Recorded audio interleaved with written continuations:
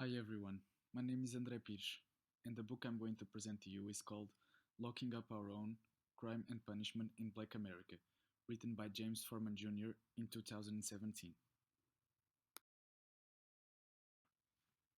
I've decided to divide this presentation into four distinct parts. Initially, I will start by giving a brief introduction of the author and to talk a little about him. Then, I will summarize the book, addressing its most important parts and its central topic. Then, I will give my personal opinion about this book, if I enjoyed it or not, and what were my thoughts when I was reading it. Then, I'm going to present a small conclusion. After I approach the themes mentioned above, I will leave a bibliography on the last slide. Now, I'm going to talk a little about the author of this book, James Foreman Jr. James Robert Lumumba Foreman was born in June 22 of 1967. Currently, is living with his wife in New Haven and their 8-year-old son in Mecca. James is an American scholar and a professor of law at the Yale Law School. After many years of school teaching, he started working as a law clerk of the US Supreme Court. Later on, he entered to the Public Defender Service in Washington. He even founded his own school, Maya Angelou Public Charter School, with the help of a friend of his. He did it to help the neediest and to increase the education levels, which were lacking back then. Now, before I start to summarize the book, I think it's important to mention that he won the Pulitzer Prize for Nonfiction in 2018 and was listed for the National Book Award as well. This book was also named the Book of the Year by many newspapers and magazines, so I think it's safe to say that it's a very good book. Now I'm going to summarize the book. In this book, James Foreman Jr. tries to understand the reason why the American society in general was so punishing towards the black people.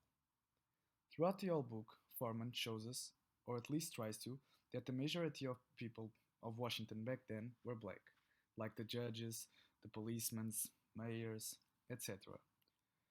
Surprisingly, they are the main cause of this problem, even though unintentionally, they were the ones to impose strict measures to punish their own, and Foreman tries to present us that through the stories of these same men, since he was aware of this situation due to his work at the court.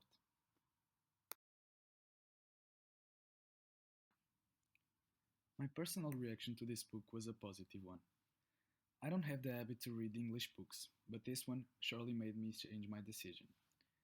To me, it was a challenge, not only because I'm not used to it, like I said, but also because of its fragile theme, although it was a fun and interesting to read. In this book, there were many things that I could say they've surprised me in a way, although not shocked me. However, there was one thing that I found very curious. I didn't know that this type of aggression and racism towards black people started in a way by people of their own color, as we saw earlier in this summary.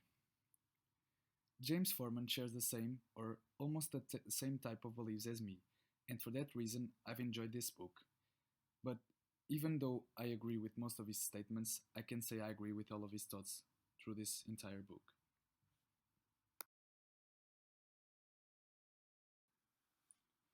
In my conclusion, I would like to point out a few things before I finish this presentation.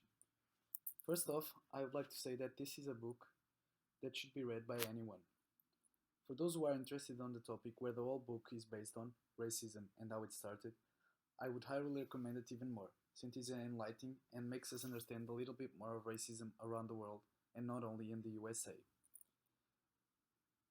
This book shows us how this problem began and the consequences that it had and are still visible in today's society, leading to protest movements like Black Lives Matter.